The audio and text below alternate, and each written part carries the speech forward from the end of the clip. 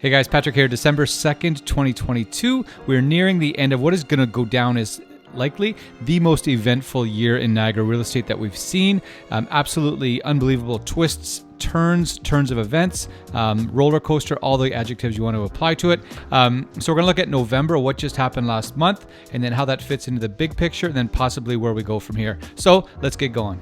The market out there is a little bit good, bad, and ugly. There's some good stuff, there's some bad stuff out there, and there's some flat out ugly stuff. But in general, the market got the crap kicked out of it, and it has not got back on its feet and started running again, but at least it knows where it's at.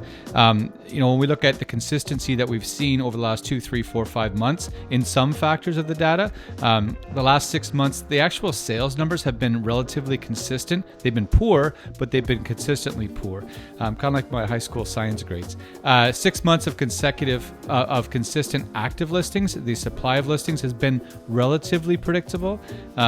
We've got about 2 or 3 months, depending where you look, in consistent average sale price numbers. The only thing that hasn't really settled is the days in the market, how long it takes to sell a home, because that is still on the ascending side of things. So we're going to look at all of that. The annual number of sales is a big deal. That's how many homes sell, how hard is it to sell, how easy it is to buy, that sort of thing, right? We all know, I think we do, 2021 was the record-setting first-time gold medal winner, 10,050 sales in Niagara. Previous record was only 9,100. So yeah, that was a big deal last year. So comparing this year to last year is a really unfair fight, and that's going to happen when we get to the end of this year. You're going to see the numbers are pretty gross. But again, we're comparing this year, which is an outlier, to last year, which was an outlier. So sort of like cauliflower in a volleyball. Yeah, I guess that works. But no doubt the second half of 2022 has been pretty terrible. Let's look at a few things. First, here's a graph of the Niagara region. Maybe I have to move a bit. The Niagara region, the 10-year average in Niagara for the number of homes sold was 7,800. This year, 2022, is on pace now for 6,400. And this same trend is carrying across Niagara. Here's St. Catharines, and I'm going to show you Niagara Falls and Welland after this as well. And you'll see the annual number of sales, how huge 2021 was. 2016-17 were very strong as well. And you can see how weak 2022 is in comparison to anything normal, whether you're looking at last year or you're looking at the 10-year average. You know, if the government's mission was to slow down everything and sort of take some of the steam off the pot, it was absolutely mission accomplished. How weak was the last half of 2022 in terms of the number of homes sold? The 10-year average for the number of homes sold in Niagara for the last 6 months of a year over the last decade is around 3,700 sales, 3,783 to be exact. 2021, again, record-setting year, 4,456 sales in the last 6 months of 2021. Here in 2022, when interest rates went up and the absolute brakes got locked on for the overall market activity, 2,414 sales. So that's 36% below the 10-year average. Not last year. The 10-year average, the last half of 2022, is 36% below that. So when we're looking at the last 6 months and how things fared, the Niagara region sat between 32 and 45% below the 10-year average. That's for 6 months consecutive. So again, not great, in fact terrible, but consistently terrible. Same deal for St. Catharines. It sat between 30 and 47% below the 10-year average. Side story, November 2022 just posted its 100th sale. Had that 100th sale not get posted, it would have been only the second month in the last decade with less than 100 sales in a month of any month. And the other time was April 2020, when the market was completely in COVID lockdown. So November 2022 almost somewhat resembled that sort of statistical anomaly. So phew, that was good. Whoever did that deal, thank you very much. Speaking of anomalies, Niagara Falls just had the 6th month in a row with less than 100 monthly sales. When I went back 12 years, that hasn't happened once. So just had 6 months of really historically weak sales. December is going to do the same thing. January is going to. So we're looking at possibly 7, 8, 9, 10 months of consecutive under 100 sales per month, which is a big deal. Now, for Welland, same thing or similar concept. But in fact, November 2022 had less sales than we had in April 2020, which again was COVID lockdown. So really, it is exceptionally quiet out there. How's it going so far? Is this making sense? Okay, good. If you've not subscribed to this channel yet, it is okay. Nothing personal. I understand you're busy, but I do encourage you to do so. Whether you do the notification bell thing, that's entirely up to you. But the subscribe thing, at least when you come on YouTube, will be on the left-hand side or somewhere there, and it'll keep you up to date with videos as we put them out. And then you can stay in touch with the coolest YouTube Niagara real estate channel that exists amongst the other ones. Okay. Everybody wants to know what house prices are doing. What's my house worth? What's their house worth? Oh my gosh, they got how much for that place, right? So of course, I'm going to try to provide some clarity or give you a picture on what's going on in the Niagara real estate market when it comes to home prices. I'm guessing at this point you are aware that we had an enormous peak back in January, February, March. The average sale price for the Niagara region was up into the high 800s. It dropped $100,000 in 1 month from May into June. However, it also leapt up about $100,000 from December into January, right? So it's sort of like a rock outcrop, and then it came back down. So we had that drop into June.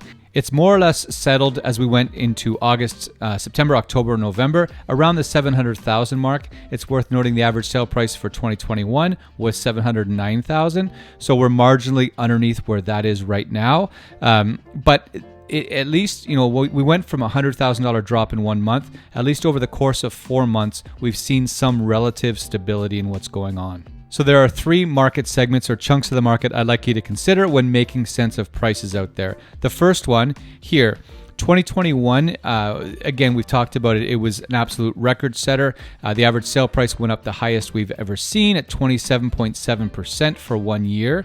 And then the second segment here into early 2022, the Wild West market. If you haven't seen the video, I linked it down below, our previous YouTube video where we looked at the market. In particular, we talked about that Wild West market, otherwise known as the unicorn market. And then the third segment is sort of a recalibration that we've had here as we went through the summer into the fall and now as we approach winter, where prices have sort of done this and they've sort of been bouncing around the same range. So that's for the Niagara region. The same trends, sort of same market characteristics translate across the majority of Niagara. When you're in the little cities that have 20 or 30 sales in a month, it's harder to put a lot of weight into a monthly report, right? Because any sale can pull things in either direction. But when you're looking at Niagara, St. Catharines, Niagara Falls, Welland, this same trend is consistent across all.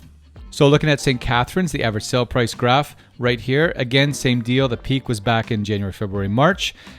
April, June, July, we saw the pricing come down about $100,000 over the course of that 60 days or so. August and September settled around the 640s or so. And then we've seen October, November sitting around the $600,000 range. I'm not going to go through them. I'm going to show you, though, Niagara Falls here. And the same general trends apply. Not exactly, month to month, but same general trends apply where we had an enormous 2021. Here's Welland. The craziness or the Wild West of January, February, March of this year, and then a settling down as we went through the summertime. One quick little sidebar for homes over $1 million. The million plus market has become a lot more difficult. It's totally different than what it was earlier this year. How different, you ask? There were more sales over $1 million in Niagara back in March 2022 than there were in August, September, October, November combined. So those 4 months combined had less sales over $1 million than we had in 1 month back in March 2022. So if you do have a home that is in that category, make sure you're very careful with the presentation of it, with the pricing of it, and that it belongs there and it's not a speculative listing. Because again, buyers are very reluctant. They're very careful in that segment of the marketplace currently. So again, just make sure the strategy is rock solid. So what happens next? Well, the Bank of Canada is meeting December 7th next week to review interest rates and make an announcement. I'm not an economist, but from what I've seen and what I've read, we're going to probably see an increase of a 0.5 point, maybe 3/4, but probably 0.5 point. The jobs market report that came out today, again, really strong. Jobs market sort of counterintuitive to the whole idea that we're in a recession when jobs keep piling on and wage increases are happening. So again, not an economist, but what the expectation is to see a 0.5 point increase for December 7th. And then from there, we will see. But that certainly has a direct and quick impact. So that's the mission, right? To slow things down. While the housing market has definitely felt that effect because, as I just talked about, sales have been what they've been doing, right?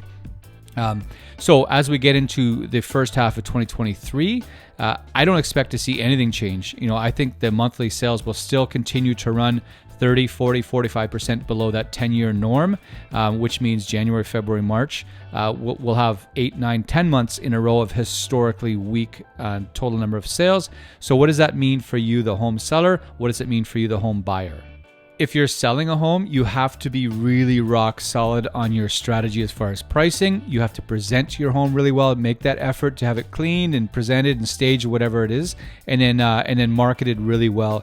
Gone are the days of, we'll see what happens. We can always come up. We can never go down. This sort of thing, cutting to the chase and just putting it out there for the sake of it. It's not going to work unless you're priced so low that it's reflective of that you're going to get activity no matter what. Think of a restaurant that's kind of crappy, but their prices are so cheap, people still eat there. Same kind of concept, right? But if you want that maximum dollar and you want the time to not be, 7 months on the market, then those three things have to be rock solid. How it's priced, how it looks, how it presents, and then how it's marketed. Now, if you're a buyer looking to buy a home, there's a ton of opportunities out there depending on what you're doing, right? Whether you're looking at an entry-level home or you're in a home right now that you bought 8 years ago and you're looking to move up, you guys have a ton of opportunity. You have a lower mortgage rate, probably. You have a ton of equity, and the gap between what you're selling and what you're buying may actually have you in a better spot than where you would had you have sold at peak and bought at peak. So there's a million different routes to get to the same destination, but everybody's sort of travel plans have to be different because everybody's got different situations, right? But the market isn't necessarily bad for everybody. It's like weather. Tom Story talks about that. There isn't just bad weather, there's bad clothing choices. I've screwed that quote up, but there's a different market for everybody. So depending on whether you're buying and selling, or you're only buying or you're only selling, you're moving to here, you're moving to there, into town or within the same town, there's a million different routes to go. So yes, the market is challenging, but as we go into next year, unless something external really knocks me off my seat, I think we'll see what we're seeing right now continue, which at least gives some semblance of predictability to know what's coming next. Because right now we have 3, 4, 5, 6 months of the same thing, and there's no reason to expect that that's not going to change as we go into the new year. As far as pricing goes, $20,000 matters. If you're putting your home up and you're debating between $719 and $699, $699 is a hugely different number right now than $719 is. Before, we used to throw, 20 grand was nothing because you knew you were going to get so much activity, it didn't matter. But right now, if you're listing at $620 versus $599 or $570 versus $549, that 20 grand is a big deal. So be very cautious with being overzealous or hey, we'll see what happens. Be very cautious when you hear that kind of verbiage because it's a bit of a dangerous path to take. All right, friends, that is a wrap. Thank you so much for joining me. Hopefully you found it helpful. Whether it's us or somebody else, make sure, especially in a market like this where things are changing so rapidly and there's a lot to take in, make sure you're getting the right advice. Make sure the path forward makes sense and you know what's going on because the time for, we'll see what happens is not now. So you have to take prudent steps and know what the plan is. So if you would like to reach out to us by any means, please do. Description in the video of the video down below. We'll have our contact info. If you want to book a call just to talk about the market, please do. Again, my info will be down below. We'll also link to a few other resources that we provide that you might enjoy, that might help make sense of this market fun as well. Otherwise, take care. Christmas and the holidays are coming at you, so enjoy those. If nothing else, take good care, and we'll see you again. Okay, bye.